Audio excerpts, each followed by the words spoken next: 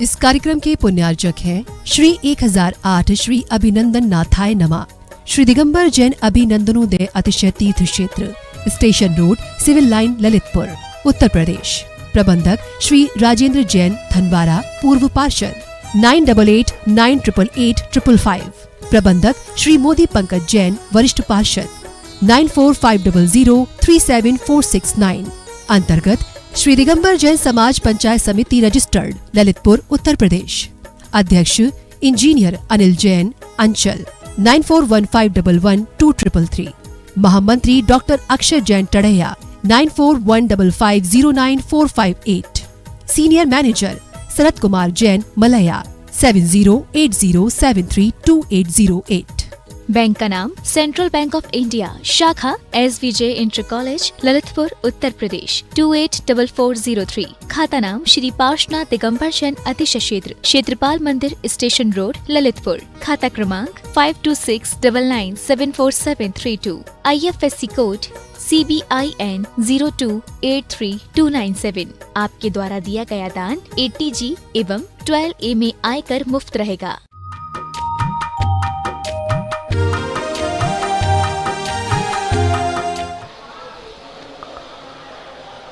नमो अरिहन्ताणं,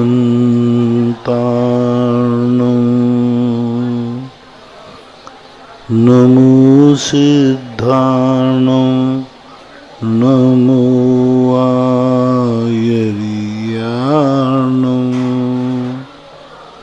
नमो वज्रायाणं, नमो सर्वशाभूर्णं। पंच परमेष्टि भगवान की, आचार्य श्री गुरुवर कुंद कुंद महाराज की, आचार्य श्री गुरुवर विद्यासागर महाराज की, मुनि पुंगावन निर्यापक सम्राट मुनि श्री सुधा सागर जी महाराज की, परम पूज्य मुनि श्री 108 पूज्य सागर जी महाराज की, समस्त मुनि संघ की जय। आज की प्रथम जिज्ञासा में श्रेयान जैन, पश्चिम बिहार, दिल्ली, गुरुदेव के चरणों में बारंबार नमोस्तु। आपकी जिज्ञासा है, अभिषेक करते समय अगर उनको पसीना आता है तो अलग से तौलिया रख सकते हैं क्या? अब वो थोड़िया शुद्ध हो, 16 की हो तो कोई बात नहीं। डॉक्टर राकेश कुमार जैन, जयपुर, गुरुदेव के चरणों में बारंबार नमोस्तु। दिगंबर जैन श्रमण संस्कृति संस्थान जयवंत हो। आपकी जिज्ञासा है, 24 में 3 तीर्थंकरों पर उपसर्ग होने उल्लेख शास्त्रों में मिलता है, सुपार्श्वनाथ जी, पार्श्वनाथ जी और महावीर स्वामी जी। तो पार्श्वनाथ भगवान की कथा तो आती है, लेकिन सुपार्श्वनाथ जी और महावीर भगवान के उपसर्ग का प्रश्न बताने की कृपा करें। सुपार्श्वनाथ भगवान के ऊपर पूर्व भाव के देवकृत देव ने उपसर्ग किया था, सर्प का रूप धारण करके, ऐसा उल्लेख मिलता है। महावीर स्वामी को जो उपसर्ग है वह गृहस्थ अवस्था में एक मिलता है कि एक देव से उनका संवाद हुआ, नाग बन करके वो आया, उसका मान मर्दन किया। और मुनि अवस्था के संबंध में थोड़ा सा विकल्पात्मक स्थिति है कि किसी ने उनके कान में कील ठोकने का प्रयास किया, तो ऐसे। हालांकि श्वेतांबरों में इसका ज़्यादा वर्णन है, दिगंबरों में नहीं। तो इस प्रकार से उनके थोड़े बहुत उपसर्ग तो हैं, कथानक तो कुछ भी नहीं है। जैसे पारसनाथ का कथानक है, ऐसा विशेष कथानक नहीं है। भवभवान्तर से जुड़ी हुई कोई कथा नहीं है कि पूर्व भाव का बैरी था या ये था, सामान्य नाता है। चित्रा जैन, जियागंज, मुर्साबाद, पश्चिम बंगाल, गुरुदेव के चरणों में बारंबार नमोस्तु। आपकी जिज्ञासा है, जैनी लोग मोती पहन सकते हैं, इसमें कोई दोष तो नहीं? मोती, अब ये तो सब रत्नों की बातें हैं। पहनते ही हो तुम लोग, पहनते तो हो ही, हैं सब पहनते ही। पश्चिम बंगाल के इन्होंने पूछा था। डॉक्टर अंजलि जैन भोपाल, गुरुदेव के चरणों में बारंबार नमोस्तु। आपकी जिज्ञासा है, संसार में रहते हुए धर्म मार्ग की पहली सीढ़ी क्या है? पहली सीढ़ी है, अभी हम प्रातःकाल प्रश्न में बता रहे हैं कि जो तुम्हारे आदर्श हैं उनको पहचानना, सच्चे देव साध गुरु का मिल जाना और उनके बताए हुए मार्ग पर श्रद्धान हो जाना, यही सबसे बड़ा मोक्ष मार्ग में बढ़ने की प्रथम सीढ़ी है। कुंदनलाल जैन, शांतिनाथ बेदी पुन्नाचत, देवगढ़ और ललितपुर, मुनिराज जी के चरणों में बारंबार नमोस्तु। आपकी जिज्ञासा है, मैं बंदों जिन देव को कर अति निर्मल भाव, कर्म के छेदने और न कछु उपाय। हे भगवान, मेरी जिज्ञासा वह है, वह कौन से भाव हैं जिन भावों से भगवान की वंदना से कर्म का छेदन कारण बन जाता है?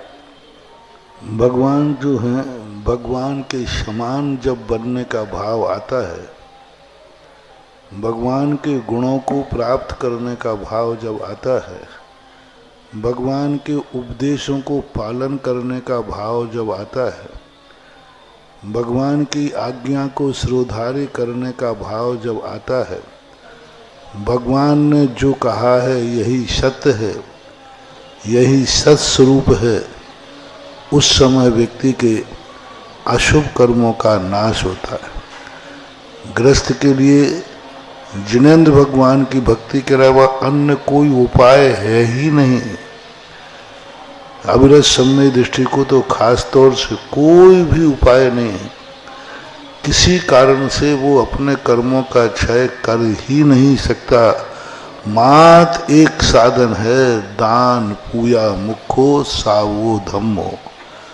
कुंदकुंद भगवान ने, पूज्यवर वीरसेन स्वामी महाराज ने स्पष्ट लिखा, प्राचीन काल से चला रहा है, दान पूजा शील मुपवासो चौभ्यो सावगो धम्मो। ये 4 प्रकार का धर्म श्रावकों का होता है। उसमें उन्होंने कहा दान पूजा मुखो। दान और पूजा ये 2 चीजें श्रावक के कर्मों के क्षय के मुख्य कारण हैं। इनके बिना कोई दूसरा हो ही नहीं सकता, अविरत सम्यक दृष्टि का। और जो वृत्ति है तो फिर व्रतों के माध्यम से करता है, अपनी चर्या चारित्र के माध्यम से करता है। लेकिन गृहस्थ का तो नाम ही रख दिया उपासक। साधु का नाम है साधक, गृहस्थ का नाम है उपासक। जो जितनी उपासना करेगा उतने ही उसका गृहस्थ जीवन मांगलिक होगा। जितनी उपासना का कोई अंत नहीं। जितना उसका भक्ति में मन लगेगा उतना ही गृहस्थ धर्म मांगलिक होगा। इसके क्योंकि तुम्हारा नाम ही है उपासक, ऐसा मानो। नीलेश कुमार जैन, ललितपुर, गुरुदेव के चरणों में बारंबार नमोस्तु। आपकी जिज्ञासा है, अभिषेक करते समय अभिषेक के पहले रुई आरती के लिए छू सकते हैं क्या? इसके बाद अभिषेक कर सकते हैं, उससे कोई दोष तो नहीं? रुई छू लेते हैं तो रुई कपास तो है, छूना तो नहीं चाहिए कपास तो, क्योंकि उसको सूत के अंदर जो है छूना तो नहीं चाहिए कायदा। धर्मेंद्र कुमार जैन, ललितपुर, गुरुदेव के चरणों में बारंबार नमोस्तु। आपकी जिज्ञासा है, किसी मूर्ति पर कोई चिन्ह ना हो तो हम उसे कौन से भगवान मानकर पूजा करें? यदि वह रुई घी से भींग गई है, तेल से भींग गई है, तो फिर 16 की है। मान लो बात ही है, घी में तेल में भीग दी तो फिर 16 की है। लेकिन सूखी हुई है तो विकल्प है। जैसे कपड़ा हो, पानी से धुल जाए या कपड़ा तेल में डल जाए, घी में डल जाए, तो भी वह छूने लायक है, सूखा कपड़ा नहीं। धर्मेंद्र कुमार जैन, ललितपुर, गुरुदेव के चरणों में बारंबार नमोस्तु। आपकी जिज्ञासा, किसी मूर्ति पर कोई चिन्ह ना हो तो हम उसे कौन से तीर्थंकर मानकर पूजा करें? तुम्हारी जो अच्छे लगे वो मान लो। अरहंत भगवान तो हैं ही लेकिन तुम्हारे जो भगवान की छवि देखना है सभी भगवान की केवल ज्ञान के बाद सबकी एक सी छवि होती है, एक सी शक्ति होती है, एक समान अतिशय होते हैं और एक समान ही ज्ञान दर्शन सब कुछ होता है। मुनि महाराजों में तो हीनाधिकता होती, किसी का ज्ञान अधिक, किसी की तपस्या अधिक, किसी का कुछ अधिक, लेकिन अरहंत भगवानों में कोई विशेषता नहीं होती, अनंत चतुष्टय सबका होता है, कोई भी मान से। श्रीमती राजकुमारी जैन, अब्दुल्लागंज, मध्य प्रदेश, भोपाल। गुरुदेव को हमारे और उनके परिवार की ओर से बारंबार नमोस्तु। आपकी जिज्ञासा है, गुरुदेव एक समय ऐसा था कि हम जैन धर्म के बारे में कुछ भी नहीं जानते थे, मतलब यह है कि जीरो थे, और हमें सारी बातें छोटी से छोटी बड़ी आपके द्वारा हमने सारी धार्मिक बातें सीखी हैं। अब बात यह है कि मैं मंदिर जाती हूँ और दर्शन और पूजा करते समय सिर्फ गुरुवार आपने जो भी बताया है तो मन ही मन में बार बार आपके प्रति आभार उपकारी भाव आते हैं, और ये सोच में आता है कि अगर आप जैसे सही मार्ग बताने वाले गुरु नहीं मिलते तो हमारा तो पतन और जीवन का नाश हो गया होता। तो ये भाव बार बार आते हैं और कभी कभार तो रोना भी आ जाता है, तो इन भावों में कोई दोष तो नहीं रखता है? कोई दोष नहीं।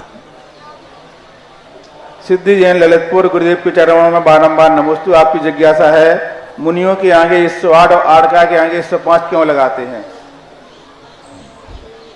अब इसका कोई, हम आगम में तो कोई चर्चा है नहीं, इसलिए हम इससे नहीं कह सकते।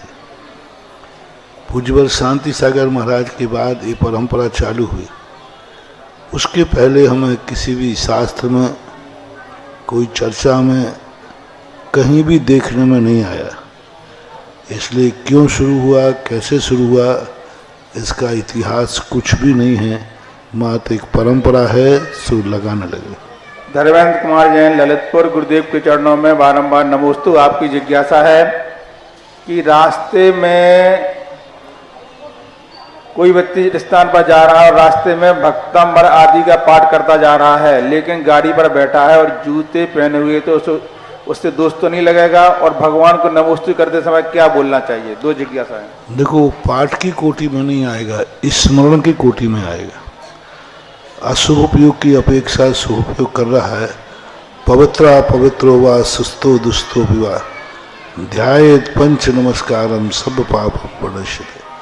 तो एक सामान्य रूप से पढ़ रहे हैं, लेकिन तुम कहो पाठ करने में, पाठ नहीं आएगा, वो स्मरण कहलाता है।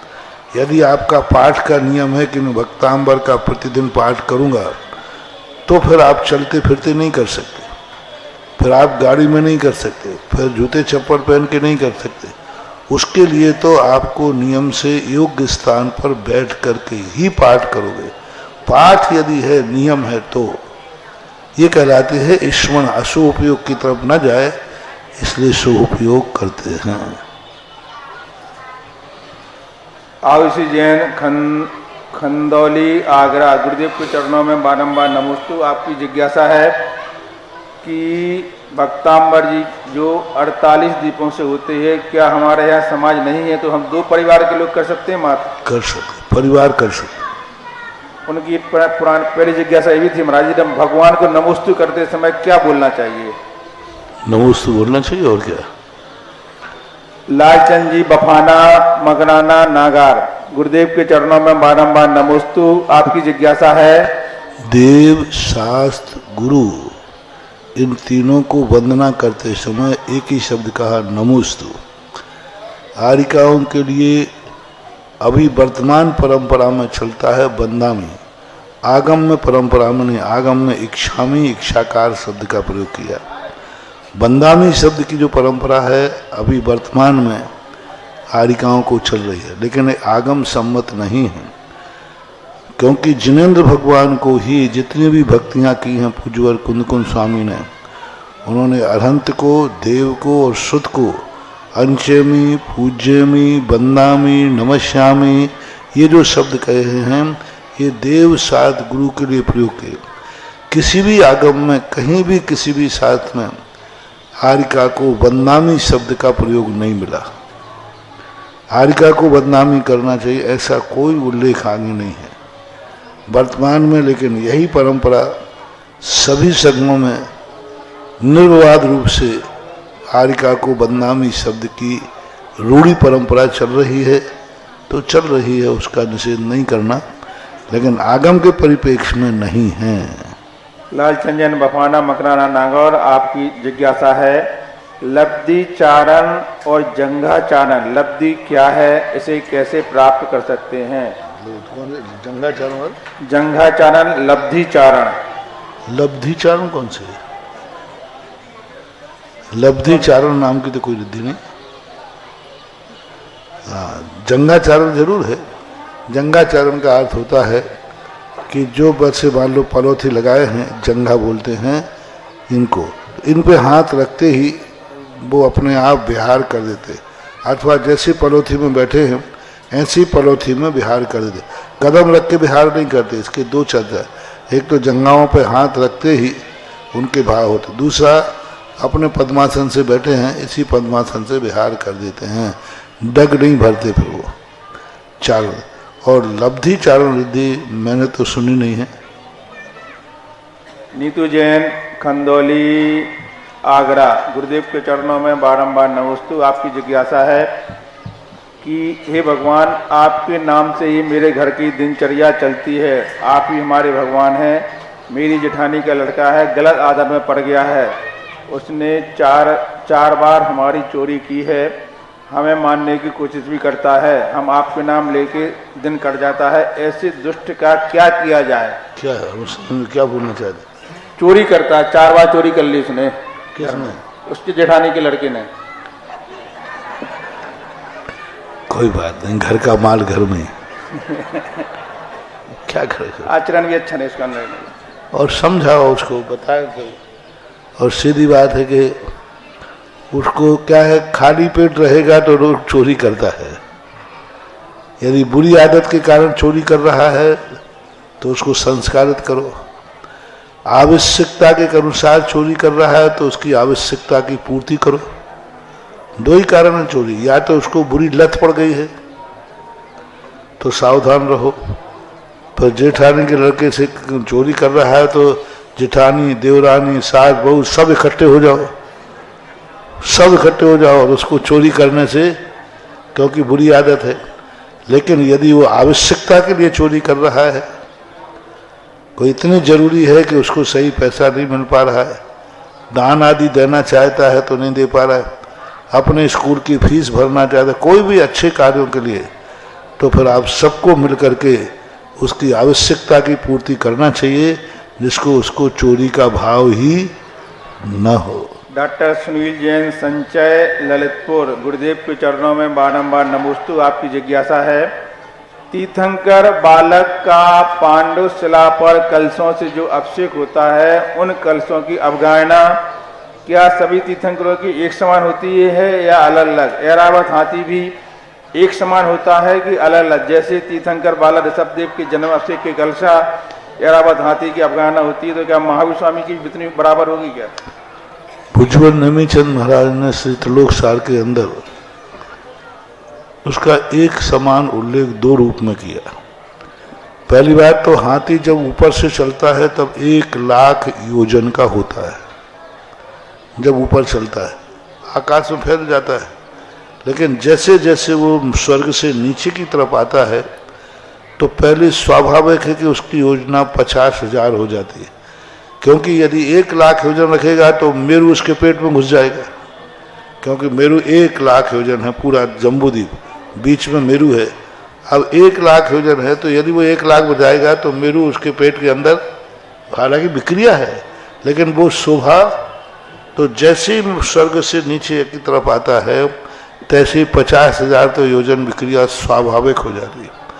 और जैसे जैसे जैसे अयोध्या की तरफ आता है तो उसका प्रमाण अयोध्या के समान, उस समय जहाँ जो हाथी होते हैं उन जैसी वो अपनी छोटी विक्रिया कर लेता है और ऊपर जाता है तो वो चला जाता है, क्योंकि उसके अंदर जो हाथी के अंदर कितने सूर्ण 32 सूर्णाएं होते हैं, 32 मुख होते हैं, 32 मुख होते हैं, 32 सूर्णाएं होती है और एक एक मुख में 2-2 दांत होते हैं। एक एक सूर्णा के ऊपर सारा सरोवर है, सरोवर के बीच में कमल है वहाँ नृत्यांगनाएं नृत्य करती हैं। जो ऐरावत का वैभव है उसके अनुसार इतना बड़ा वैभव होने में कोई बाधा नहीं, लेकिन फिर भी, और ये भी है कि आकाश में ही, जमीन पे नहीं उतरता वो ऐरावत हाथी। सौधर्मंद आकाश में ही उसको छोड़ करके नीचे आता है और आकाश में उसको छोड़ देगा अयोध्या के पास में और फिर स्वयं वो चल करके सौधर्मेंद्र आता है, ऐसा उल्लेख मिलता है। कलशों के संबंध में सभी आचार्य एक मत एक समान वाले। उसका प्रमाण भी है कि भगवान महावीर स्वामी छोटी अवगाहना के थे तो सौधर्मेंद्र को विकल्प आया कितने बड़े बड़े कलशों का जल और ये छोटी सी अवगाहना वाले कैसे सहन करेंगे। तो उनके मन में विकल्प आया। तब महावीर स्वामी ने सोचा कि ये लोग क्या कर रहे हैं, हमें बैठाल के कलश लिए खड़े। तो अवध ज्ञान से महावीर स्वामी ने जाना, अरे ये इतने बड़े कलश ढालने के लिए हमसे डर रहे हैं क्योंकि मेरी अवगाहना छोटी है। तो उन्होंने अपने पैर का अंगूठा हिलाया तो मेरू कांप गया। सौधर मरे, आप तो अतुल बलधारी हैं, मैं कहाँ सोच रहा, मैं शरीर की अवगाहना को लेकर बल के संबंध में सोच रहा है, लेकिन अतुल बल तो सभी तीर्थंकरों का एक समान होता है। महावीर स्वामी में जितना अतुल बल था उतना ही बल ऋषभदेव में था। अतुल बल नाम के जो 10 अतिशय जन्म के हैं उनमें एक अतुल बल आता है, तो वो अतुल बल तो सबका बराबर रहता है। हाँ, चक्रवर्तियों में नारायण प्रति नारायणों का बल घटता हुआ रहता है। नारायण का तो स्पष्ट घटता हुआ बल रहता है, क्योंकि पहले नारायण ने जो कोटिशिला उठाई सिर से ऊपर उठाई थी, दूसरे ने फिर सिर तक उठाई, तीसरे ने उठाते उठाते अंतिम 9 में नारायण ने मात्र उस कोटिशिला को 4 अंगुल ही उठा पाए थे। इससे सिद्ध है कि उनका बल घटता हुआ रहता है। तो अन्य 63 सलाहकार पुरुषों के घटते हुए बल की चर्चा है, लेकिन तीर्थंकर के घटते हुए बल की कोई चर्चा आगम में नहीं है। अतः कलश एक समान ही मानना चाहिए। महाराज श्री जी, कल आपके सामने देवघर कमेटी ने जो शपथ ली थी और आज सभी लोग सुबह सुबह देवघर जी क्षेत्र पहुंचे, सभी लोगों ने बहुत अच्छे से वहाँ शांति धारा की। सब जो लौट के आए हैं बहुत प्रसन्नता के साथ आए हैं। तो सबका कहना है कि हम कमेटी में रहते हुए धार्मिक कार्य करने में हमें मिल रहा है, इसमें हमें कैसा पुण्य बढ़ेगा हम लोगों का। देखो, पदों पर बैठ करके काम करोगे, क्षेत्र के विकास में सोचोगे, क्षेत्र को जब तुम्हारी जरूरत हो तो घर के काम छोड़ के जाओगे तो पुण्य बढ़ेगा। और पदों पे लेकर के यदि तुमने कुछ भी नहीं किया तो जिंदगी भर का कया पुण्य बेतवा में बह जाएगा। सबसे बड़ा पाप कर्म है, मैं सबसे कहता हूं, धार्मिक क्षेत्रों के, धार्मिक ट्रस्टों के, सामाजिकों के पदों पर कभी भूल करके यदि बैठ गए हो तो बेईमानी मत करना। यदि तुम्हारे कारण से क्षेत्र का विकास रुक गया या क्षेत्र रुक रहा है तो महानुभाव तुरंत इस्तीफा दे देना, तुरंत। मैं इसमें काम नहीं कर पाऊंगा, मेरे पास समय नहीं। और यदि पदों पर बैठे हो तो मैंने कहा था ना, घर में यदि अर्थी रखी है और जिस पद क्षेत्र के तुम पदाधिकारी हो और दोनों एक समय पर हैं तो अर्थी बाद में उठेगी और उस क्षेत्र की पद की मीटिंग में तुम पहले जाओगे। यदि इतना समर्पण तुमने किया, इतना, ज़्यादातर जितने कमेटियों में होते हैं, ट्रस्टों में होते हैं, पदों पर बैठ जाते, इनका अच्छी गति नहीं होती, क्योंकि ये पद लेकर तो बैठ जाते हैं और करते धरते कुछ ही नहीं। स्वयं कुछ नहीं करना और दूसरे को करने नहीं देना, स्वयं दान नहीं देना, दूसरों को देना नहीं देना, लेकिन पदों पे बैठेंगे, पदों को नहीं छोड़ते। महानुभाव, जब आचार्य जैसा पवित्र पद संलेखना के लिए बाधक बनता है तो और ये पद तो महान दुखदाई हैं। इनके लिए बस अब एक ही योजना आप बनाओ, देवगढ़ का विकास कैसे हो। तुम्हारे कार्यकाल में अलग छवि दिखना चाहिए कि इस कमेटी के कार्यकाल में यह हुआ था। अब कमेटी कार्यकाल बन गया है तो दो काम, सबसे पहले तो आज के बाद देवगढ़ के जाने वाली अभिषेक की बस खाली नहीं जाना चाहिए। सबसे बड़ा पुण्य, कल जो हमने नियम दिया, सब प्रयास करो, बल्कि दूसरी बस और लगाना पड़े तो डबल पुण्य। शांतिनाथ भगवान भी सोचने लग जाएं, जब से नई कमेटी आई है तब से भक्तों की संख्या, हाँ, एक अकेला भक्त, हमारे शास्त्रों में लिखा है, तुमने जो भी धर्म किया है बहुत अच्छा धर्म किया, बहुत बहुत बढ़िया किया, अभी तुम सम्यक दृष्टि की पूर्णता नहीं है, विकलांग है सम्यक दर्शन। कब तक? जो तुमने धर्म किया है उसको देख करके क्या कोई दूसरा प्रभावित हुआ है? क्या तुमने रात्रि भोजन छोड़ा है तो तुम्हें देखकर किसी ने छोड़ा है? तुमने मुनि व्रत पालन किया है कि तुम्हारी मुनिचर्या देखकर कोई मुनि का भाव कर रहा है? तुमने कोई रविव्रत किया है तो क्या दूसरे ने तुम्हें देखकर रविव्रत किया है? उद्यापन इसी को बोलते हैं। तुम्हारे जो नियम हैं उन नियमों से क्या कोई प्रभावित हो रहा है? सबसे बड़ी, मंदिर तुम आते हो, अभिषेक करते हो, पूजन करते हो, सब करते हो, अभी सम्यक दर्शन पूर्ण नहीं है। क्या तुम्हारे मंदिर आने की, अभिषेक की क्रिया को देखकर किसी का मन हुआ है कि मैं भी जैसा आप कर रहे हैं ऐसा मेरा मन भी हो रहा है? इसलिए चर्या वही पालो जो दूसरे को प्रभावित करे। तो आप देवगढ़ का सबसे पहला तो ये माहौल बना है, जब से कमेटी आई है तब से देवगढ़ में अभिषेक करने वालों की, शांति धारा करने वालों की लाइन लग रही है।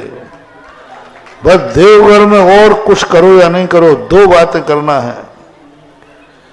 पहली बात तो सुबह वहां अभिषेक करने वालों की लाइन लगे, प्रतिदिन शांति धारा की लाइन लगे। दूसरा, ऐसा कुछ उपाय करो कि यात्री देवगढ़ में रात्रि में रुकने लग जाए, दर्शन करने में नहीं, रात्रि में देवगढ़ में रुकने लग जाए। जिस क्षेत्र पर यात्री रात्रि में रुकने लग जाए, और जो रात्रि में रुकेगा सुबह अभिषेक, वह तुम्हें कुछ नहीं करना, जाओ, सबसे बड़ा लाभ तुम्हारे लिए पुण्य का वैभव बढ़ गया। क्षेत्र पर ऐसा माहौल बनाओ, ऐसी धर्मशाला बनाओ, ऐसा अच्छी सुविधाएं दो कि तीर्थयात्री रात्रि पर रुकना। रात्रि जहां रुकते हैं लोग, वहां प्रातःकाल उठकर वो अभिषेक भी करते हैं, फिर वो क्षेत्र हो जाए।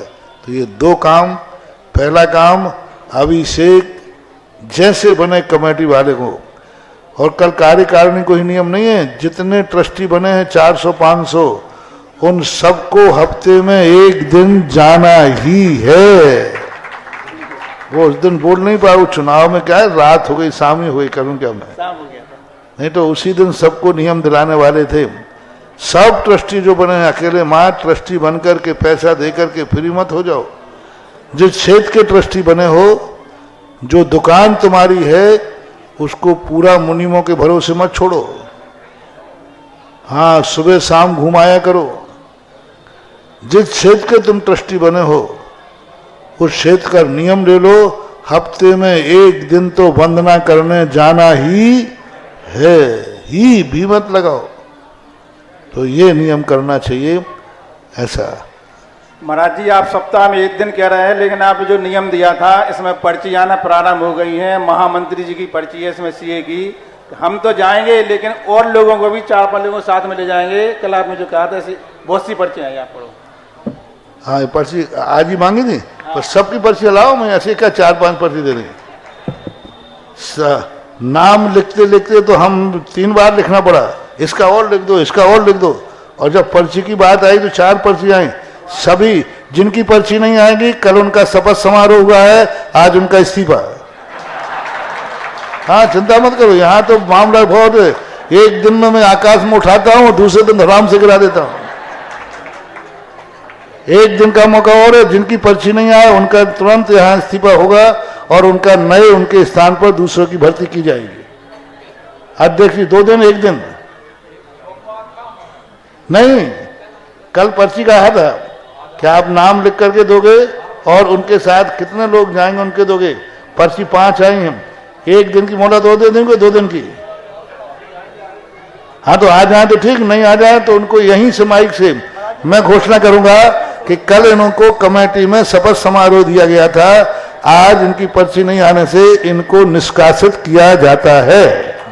मैं घोषणा करूंगा, आप डरो मत, मैं बुराई को नहीं डरता हूं। नहीं महाराज, पूरी कमेटी की भावना है। हाँ तो आप आपने जो एक बहुत अच्छी बात अभी गुरुदेव कही है कि रात्रि विश्राम यात्री करने लगे, हम सब कमेटी वालों की एक ऐसी अच्छी भावना है, कुछ दिन आपके चरण रज रात्रि में देवगढ़ जी में पड़ जाए तो अपने आप बहुत से लोग रुकने लगेंगे। तो हमारे रुकते हो तो हमारे तो, अरे बाबू हम तो उस समय वहां रुके कि हम और शेर 2 के अलावा कोई रहते ही नहीं था, हम तो रह जाएंगे। हम और एक अलग जी थे, निशंक सागर जी।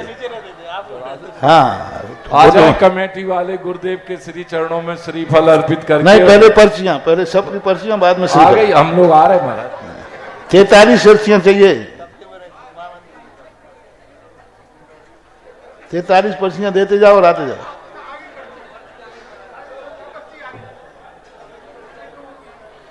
और अभी श्रीफल बाद में चढ़ाना, अभी नहीं, अभी हमें तुम्हें उनके समय देंगे, अभी जिज्ञासा के समाधान के बाद।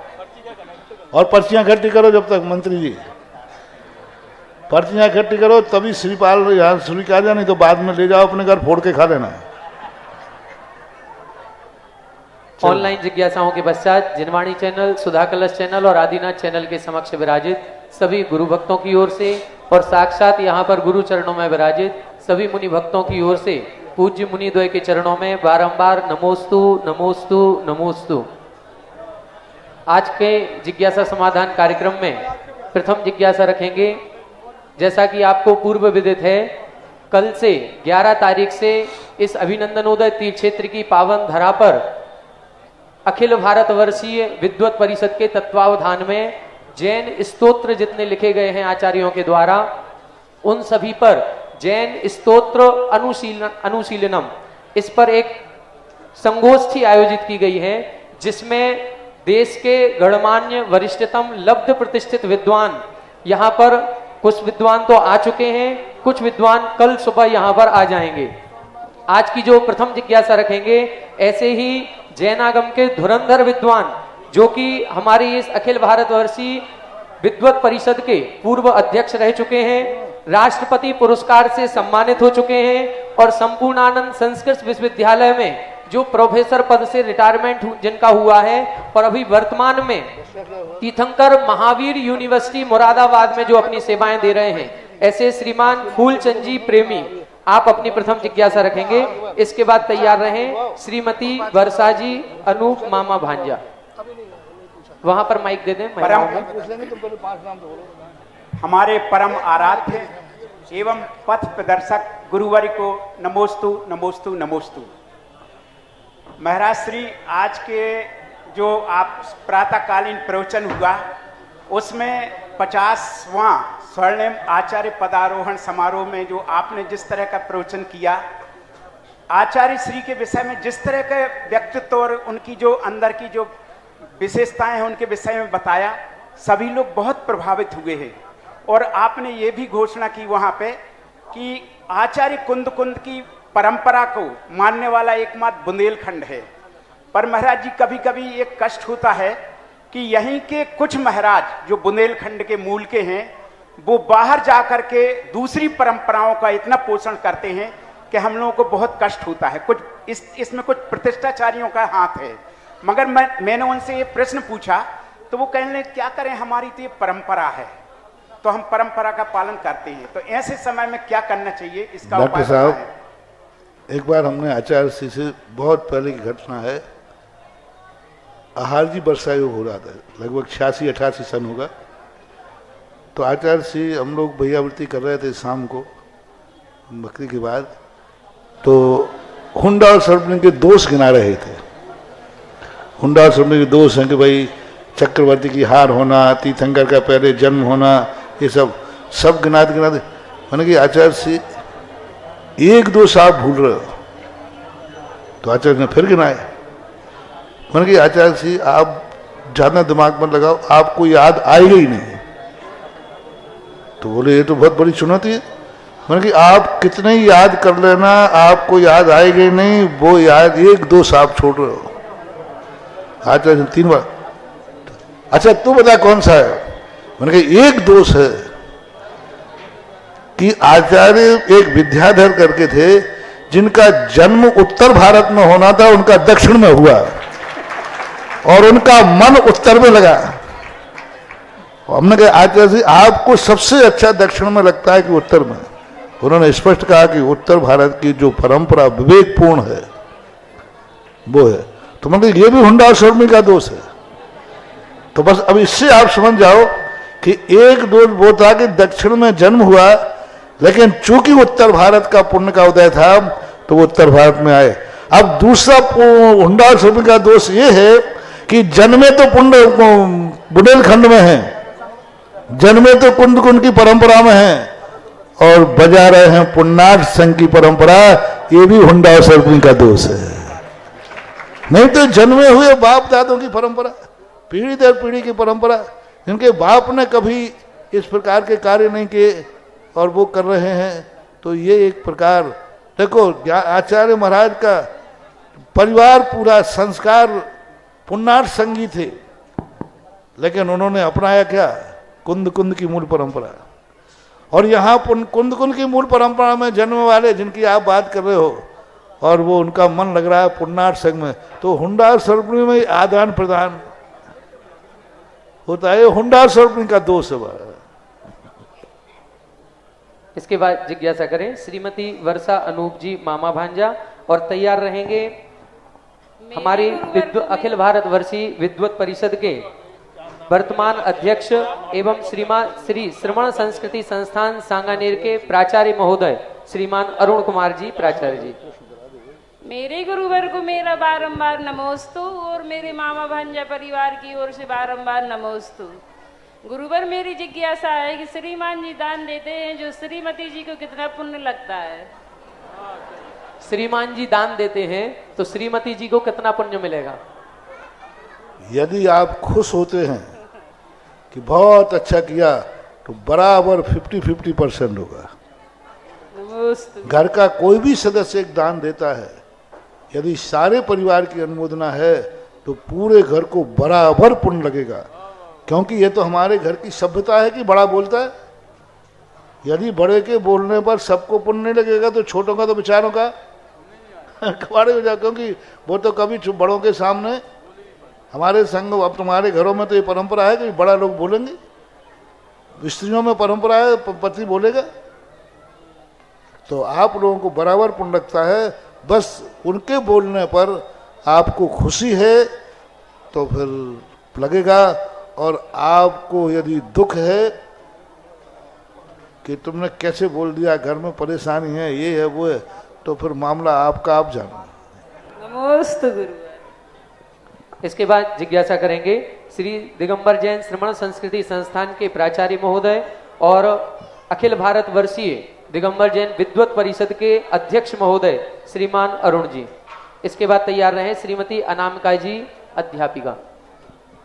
हेलो। जो आज न केवल जिन मंदिरों अथवा तीर्थ क्षेत्रों के ही जीर्णोद्धारक मात्र नहीं हैं, अपितु श्रमण संस्कृति के समक्ष पक्षों में आगत विरूपताओं, विसंगतियों और विकृतियों के निवारक होने के कारण से उस संस्कृति के भी जीर्णोद्धारक हैं, तथा श्री दिगंबर जैन श्रमण संस्कृति संस्थान सांगानेर के संप्रेरक एवं संस्थापक होने के कारण से जो जैनाचार्यों की विद्याओं तथा उस विद्या सागर के अवगाहन करने वाले विद्वानों और उन विद्याओं के अभ्यास करने वाले विद्यार्थियों के भी जो उद्धारक हैं तथा उनके नेता भी हैं और उनके जन्मदाता भी हैं, ऐसे परम पूज्य मुनिपुंगव सुधा सागर जी महाराज के पावन चरणों में संपूर्ण अखिल भारतवर्षीय दिगंबर जैन विद्वत परिषद के समस्त विद्वान सदस्यों की ओर से त्रिकाल नमोस्तु नमोस्तु नमोस्तु। हे गुरुवर, आप श्री के सानिध्य में और इस महान तीर्थ क्षेत्र में, अभिनंदनोदय तीर्थ में कल से अखिल भारतवर्षीय दिगंबर जैन विद्वानों की जैन स्तोत्र अनुशीलन विषय पर एक राष्ट्रीय विद्वत संगोष्ठी का आयोजन हो रहा है।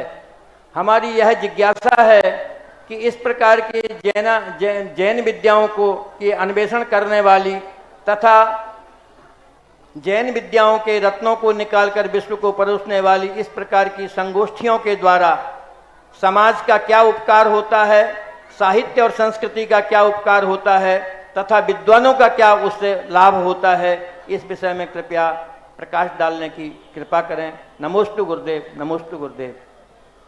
बादे बादे जायते बोधा, ज्ञान संवाद से बढ़ता है।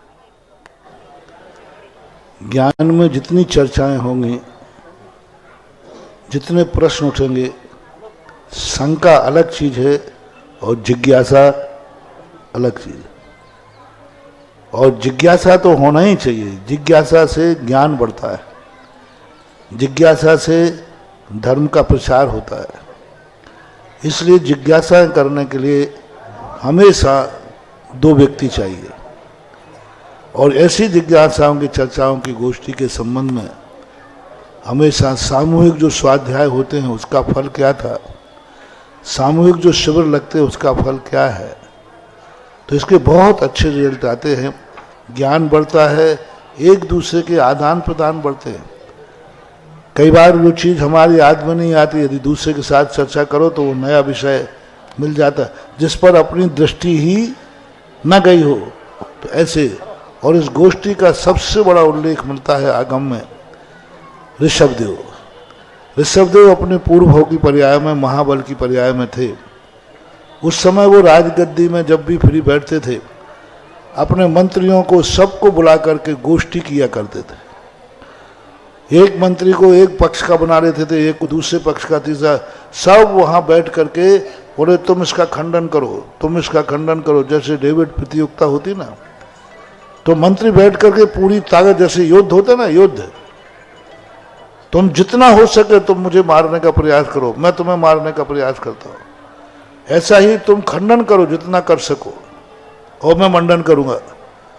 तो वो अपने मंत्रियों के साथ, नगर के सभासदों के साथ धर्म की संगोष्ठी करते थे। और प्रतिदिन वो अकेले में स्वाध्याय तो करते ही थे, लेकिन नियम था उनका संगोष्ठी करने का। और प्रतिदिन वो संगोष्ठी करते थे। महाबल की पर्याय में थे, ऋषभदेव के पूर्व भाव की पर्याय में। तो उस समय से ये संगोष्ठी का उल्लेख मिलता है। और दूसरा उल्लेख पूज्यवर यतिवृषभ महाराज ने त्रिलोक परिणति के अंदर स्वर्गों की चर्चा करते हुए कहा, जो सर्वार सिद्धि के देव हैं, अनुत्तर विमानों के देव हैं, अनुदिश विमानों के देव हैं, ये मिलकर के सागरों सागरों पर्यंत तक निरंतर धर्म की चर्चा करते हैं। पढ़ते हो स्वाध्याय की अलग बात कर रहा हूँ, चर्चा। पूरे विमान में रहने वाले सब देव बैठेंगे और सब देव चर्चा करते हैं, वाचना, प्रक्षना। सबसे ज्यादा देवताओं में प्रश्ना होती है। वे सब देव बैठ जाएंगे और एक दूसरे से प्रश्न करेंगे, एक दूसरा उनका खंडन मंडन करेगा। तो ऐसे कई जीव मिथ्या दृष्टि होते हैं देवों की सभा में, तो मिथ्या दृष्टि जीव कुतर्क आदि करता है, उनका समाधान सम्यक दृष्टि जीव करते हैं। 9वें ग्रेवेक तक अभव और मिथ्या दृष्टि भी जाता है, और वहां उनके मिथ्यात्व के कारण से उनके संवाद होते हैं। 16वें स्वर्ग तक भी, क्योंकि ज्ञान तो उनको होता ही है, वे संगोष्ठी करते हैं। इसलिए संगोष्ठी का, स्वाध्याय का एक बहुत बड़ा अंग है। ये परंपराएं पहले थीं, फिर धीरे धीरे इन्होंने वाद विवाद का रूप लिया, मत मतांतरों से हुए। लेकिन अब ये वो तो समय निकल गया। अब विद्वानों को बैठ करके यदि धर्म जीवित रखना है, सिद्धांत जीवित रखना है, तो सामूहिक स्वाध्याय। और ये स्वाध्याय की गोष्ठी घर से शुरू होना चाहिए। हर विद्वान को, हर पंडित को, हर जैनी को थोड़ा भी जानता है, प्रत्येक घर के लिए 10 मिनट सही, 15 मिनट सही, आध घंटे सही, नियम से 24 घंटे में एक स्थान पर धर्म की चर्चा करना चाहिए, करना ही चाहिए। प्रश्न देना चाहिए, कल हम इस विषय पर पूछेंगे, कल अपन इस विषय पर चर्चा करेंगे, 5-10 मिनट करो, 15 मिनट, लेकिन सामूहिक बैठकर चर्चा करो। उससे क्या होगा, एक व्यक्ति कमजोर होगा, उसका भी मन, वो भी कुछ ज्ञान करेगा, बिना मन नहीं होगा तो भी होगा। सामूहिक पूजा, सामूहिक भक्ति, परिवार सहित अभिषेक को आओ, परिवार सहित। क्यों? क्योंकि किसी का मन नहीं होगा तो सेठ सुदर्शन के वो भरत चक्रवर्ती के संबंध में भरतेश वैभव में आया कि वो मंदिर जाएंगे, सबसे पहले दंडोरा पीटे, सबको मंदिर का समय होगा, चलो। तो बच्चे कहते हैं पिताजी आप पहुंचो, हम आ रहे हैं। बोले नहीं नहीं, हम सबसे पीछे चलेंगे, आगे आप चलो, क्योंकि बच्चे तो बहानेबाज होते हैं। तो सबको आगे करके अंत में जाकर चक्रवर्ती मंदिर जाता था, जब सबको भेज देता था। सामूहिक आज ये परंपरा खत्म हो गई। सपरिवार, सौधर्मेंद्र चक्रवर्ती आदि सपरिवार धर्म करते थे, और सपरिवार करने का अर्थ ये होता था जिसका मन नहीं भी है तो वो परिवार के साथ वंदना कर लेगा, पूजन कर लेगा, स्वाध्याय कर लेगा। आज घरों में सामूहिक स्वाध्याय होना चाहिए, और घरों में गोष्ठी चालू हो, और घर से गोष्ठी होते होते फिर मंदिर में गोष्ठी हो जाए, और मंदिर से होते होते मंच पे गोष्ठी हो जाए। यही तरीके होते हैं, और क्या। हेलो, जिज्ञासा करें श्रीमती अनामिका जी, अध्यापिका। इसके बाद तैयार रहेंगे हमारे देवोदय तीर्थ क्षेत्र देवगढ़ के महामहिम एवं महामंत्री श्रीमान संजीव जी सीए। देवोदय सतोदय नमोस्तु नमोस्तु। देवोदय सतोदय शांतोदय तीनों के संरक्षक सदस्य बनने का सौभाग्य आज पूज्य गुरुदेव के पावन आहार देने का सौभाग्य कलरैया परिवार को प्राप्त हुआ है। उन्होंने देवोदय सतोदय शांतोदय तीनों क्षेत्रों के संरक्षक सदस्य बनने का सौभाग्य हासिल किया। श्रीमती मृदुला कलरैया, राहुल कलरैया, विनीत, चेतन, अनिष्का, आर्या कलरैया परिवार ललितपुर। श्री शांतोदय चांदपुर जहाजपुर की सदस्यता ग्रहण करने का सौभाग्य श्री आनंद कुमार, मनोज कुमार, धर्मेंद्र कुमार, आशु जैन, श्री लक्ष्मीपुरा ललितपुर। श्री शांतोदय के लिए श्री सुमत रानी, महेंद्र कुमार, रवीन, सुनील, सुधीर, बिल्ला वाले समस्त परिवार ललितपुर। श्री शांतोदय की नगद किस्त जमा की है श्रीमान डॉक्टर देवेंद्र कीर्ति जी के पुत्रगण श्री डॉक्टर चंद कीर्ति, अजय, डॉक्टर अजय, डॉक्टर विशाल, डॉक्टर विश्व कीर्ति, समस्त परिवार जाखलोन। जिज्ञासा करें। दय मुनिराजों के चरणों में मेरा बारंबार नमोस्तु नमोस्तु नमोस्तु। हे गुरुदेव, मेरा प्रश्न यह है कि अगर श्रावक नौकरी करता है और वह विद्यालय के अतिरिक्त समय में अपना स्वाध्याय आदि करता है तो इसमें दोष तो नहीं है, एवं अगर उसकी विधान आदि करने की तीव्र इच्छा है और वह समयाभाव के कारण नहीं कर पाता है और वह केवल अर्घ चढ़ा देता है तो इसमें कोई दोष है क्या?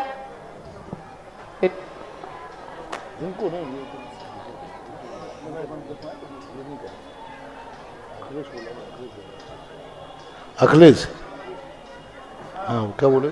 इनकी जिज्ञासा ये है कि ये टीचर हैं और समयाभाव के कारण से विधान कभी करना होता है तो पूरा विधान नहीं करके अर्घ चढ़ा देती हैं, तो इसमें कोई दोष तो नहीं? देखो, समस्या के लिए जैन दर्श भाव प्रधान धर्म है, प्रमाद करना नहीं, और समस्या के कारण करते हो तो ऐसी बात नहीं, वहां आपकी मजबूरी देखी जाएगी। श्रीमान कपूरचंद जी, सिलोचना, राहुल, सुप्रिया, अक्षत, आभ्या जैन, इन्होंने ईश्वरवारा गौशाला के लिए 22,000 रुपए की राशि दान में दी है। गुरुदेव, आपने शांतोदय, सतोदय, देवोदय, इसके बाद आपने जो जनक जननी वृद्धाश्रम जैन सेवा समिति ललितपुर का भी जो आपने द्वार सौभाग्य का खोला है, उसमें भी हमारे अमित प्रिय द्वारा 60 सदस्यों को 3 दिन में बना लिया गया है। अब इनके नाम हम जनक जननी वृद्धाश्रम वाली योजना में, उसमें आपने जो चौथा ये सौभाग्य का द्वार खोला था जनक जननी के लिए, तो इन्होंने भी 60 सदस्य उसके बहुत अच्छा, 100 कर लो एक साथ। गुरुदेव, एक जिज्ञासा है, जो विकलांग होते हैं और उनको कृत्रिम अंग लगाए जाते हैं, हाथ पैर कोई भी कृत्रिम अंग लग जाते हैं, तो क्या मंदिर में अंदर जाके दर्शन नहीं कर सकते वहां? भोजन दर्शन चमड़े का है तो नहीं करेगा। ठीक, आजकल क्या हो गया कि प्लास्टिक की बनने लगे, प्लास्टिक के बनने महाराज। यदि करने आने कोई बाधा नहीं, जा सकता है। माँ चमड़े का यदि है तो उसको मंदिर के अंदर न जा करके दरवाजे पर दर्शन कर लेना चाहिए। और यदि प्लास्टिक आदि का लगा है तो कोई बाधा नहीं, जा सकता है। आहार को छोड़ करके अभिषेक नहीं करेगा वो, लेकिन दर्शन करेगा, पूजन करेगा, इतना करें, क्योंकि लगा हुआ दीप है, अभिषेक आदि में गड़बड़ी हो सकती है। इसके बाद जिज्ञासा करेंगे देवोदय तीर्थ क्षेत्र देवगढ़ के महामहिम एवं महामंत्री श्रीमान संजीव जी सीए, और तैयार रहेंगे अखिल भारतवर्षीय विद्वत परिषद के महामंत्री और इस अखिल भारतवर्षीय जो जैन स्तोत्र अनुशीलन राष्ट्रीय विद्वत संगोष्ठी हो रही है उसके संयोजक महोदय श्रीमान डॉक्टर सुरेंद्र जी भारती जी। मेरे परम पूज गुरुदेव के चरणों में त्रिवार नमोस्तु नमोस्तु नमोस्तु। हे मुनिवर, आपके आशीर्वाद से हम सभी देवोदय तीर्थ क्षेत्र के कमेटी के सदस्य आज सुबह श्री देवोदय तीर्थ क्षेत्र पर शांति धारा, अभिषेक, पूजन और अपना चार्ज वहां पर लेकर आए हैं। बहुत ही अलौकिक आनंद आज प्राप्त हुआ।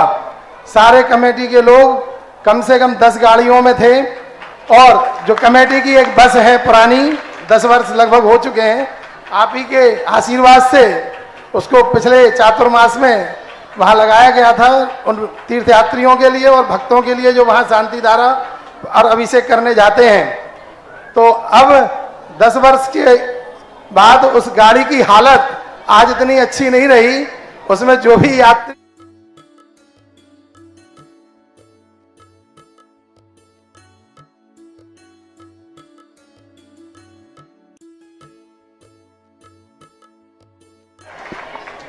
देखो कितना बड़ा पाप से पुण्य, दो तरीके होते हैं। पुण्य से पुण्य कमाया जाता है और एक पाप से भी पुण्य कमाया जाता है। पाप से पुण्य ये तुमने सुना नहीं होगा, पर अब सुन लो। और मैं कोई नई चीज नहीं बोलता, आपके जो कहे हैं, आपने पूजा में पढ़ रहे थे, धन बुराहु भला कहिए। धन क्या है? परिग्रह है कि नहीं है? धन बुराहु भला कहिए। मैंने इससे सुधारे, मैंने पाप से पुण्य। धन सदा पाप था, है और रहेगा, क्योंकि परिग्रह है। लेकिन यदि होशियार व्यक्ति हो तो डिस्पोजल की भी फैक्ट्री खुल जाती है। जो सबने फेंक दिया, गंदा हो गया, उसको भी उठा करके वो यूज कर लेता है।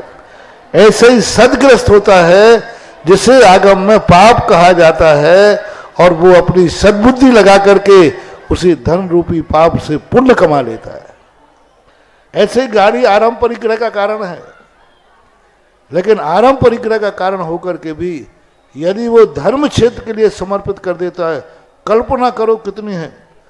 आज सारे तीर्थ क्षेत्रों में हमने एक ही अभियान चलाया, पुजारी नौकर से अभिषेक नहीं।